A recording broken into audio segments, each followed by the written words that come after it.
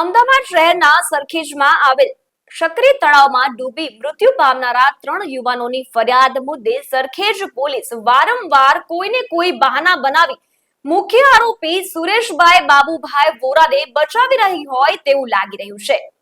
તમને જણાવી દઈએ કે સુરેશભાઈ બાબુભાઈ વોરા શકરી તળાવ ડેવલપમેન્ટના કોન્ટ્રાક્ટર છે, ત્યારે શકરી તળાવની તમામ જવાબદારી સુરેશભાઈ બાબુભાઈ વોરાની છે કે તે તળાવમાં કોઈ પણ અનિચ્છનીય બનાવ ન બને તેનું સંપૂર્ણ ધ્યાન રાખે, પરંતુ જે ઘટના બની તે ખૂબ જ દુઃખદ છે અને તે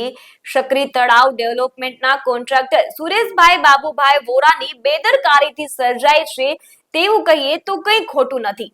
ત્યારે સુરેશભાઈ વોરા કોન્ટ્રાક્ટર હોવાથી આરોપી તરીકે હોવા જોઈએ, પણ પોલીસ કાં તો રાજકીય દબાણ કે અન્ય કારણથી તેઓને બચાવી રહી છે, તેમજ તળાવમાંથી કચરો કાઢનાર કોન્ટ્રાક્ટર અને તળાવ ઘટના સમયે ચોથો વ્યક્તિ જે બચી ગયેલ છે તેને આરોપી બનાવી કુલડીમાં ગૂળ ભાંગી રહી છે, જેની સામે વિરોધ દર્શાવી પરિવાર સાથે બનાવ સ્થળે મીડિયાના મિત્રોની સાચી હકીકતની જાણકારી આપી સોમવારે પોલીસ દ્વારા ફરિયાદ દાખલ કરવાનું કહેવામાં આવ્યું છે। ત્યારે હવે જોવાનું એ રહ્યું કે આવતીકાલે મુખ્ય આરોપી તરીકે સુરેશભાઈ બાબુભાઈ વોરાને બનાવે છે કે અન્ય લોકોને। જો લેખિત ફરિયાદ આપી તે પ્રમાણે નોંધવામાં નહીં આવે તો ઉગ્ર આંદોલન કરવામાં આવશે તેવી પણ ચીમકી ઉચ્ચારવામાં આવી છે।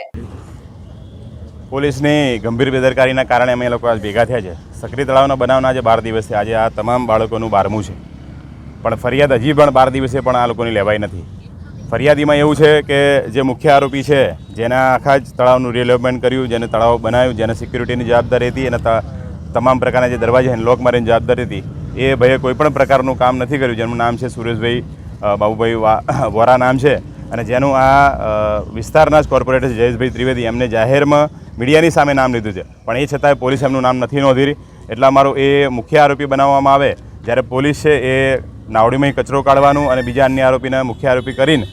આ રાજકીય દબાણથી કે પ્રેશરથી કોઈના આમને બચાવી રહ્યા છે, તો અમારી મુખ્ય માગણી એ છે કે ભાઈ યોગ્ય જે કાર્યવાહી હોય એ તટસ્થ થવી જોઈએ અને આ પરિવારના બાળકોને ન્યાય મળવો જોઈએ અને જે પણ આરોપી હોય તમામ લોકો જોડે કાયદેસરની કાર્યવાહી થવી જોઈએ। પહેલું નામ આરોપી બન્યા છે દિનેશભાઈ પટેલ કરીને કોઈક છે, બહેરામપુરાના છે, અને આ નાવડી લઈને એ લોકો કચરો કાઢવાનું કામ કરે, પછી નાવડી એ લોકો સાઈડમાં ઉતરતા, અને બીજો આરોપી જે ચોથો વ્યક્તિ જે બચી ગયો છોકરો જે આ 3ની જોડે હતો એને બનાવી રહ્યા છે, પણ જે આ આખું બાંધકામ જેને કર્યું, જેની જવાબદારી હતી સિક્યુરિટીની એને બ્લોક મારવાની, એમના આરોપી નહીં બનાવી રહ્યા। એટલે અમારી મૂળ માગણી છે કે ભાઈ તમે જે મેઇન કોન્ટ્રાક્ટર છે એને તમે આરોપી બનાવો અને પછી અન્ય લોકોને બનાવો, અમારો કોઈનો વિરોધ છે નહીં। આગળ માંગણીઓ તમારી શું રહેશે? માગણી એ છે કે ભાઈ સોમવારની વાત કરી છે ફરિયાદની, આવતીકાલે સોમવાર છે, અમે લોકો પરિવાર સાથે ત્યાં હાજર રહેવાના છે। જો એ લોકો અમારી ફરિયાદ યોગ્ય અમારી જે આપેલી છે આ ફરિયાદ એ નહીં લે તો અમે આગળ આંદોલન કરીને અમારી ફરિયાદ નોંધાઈશું।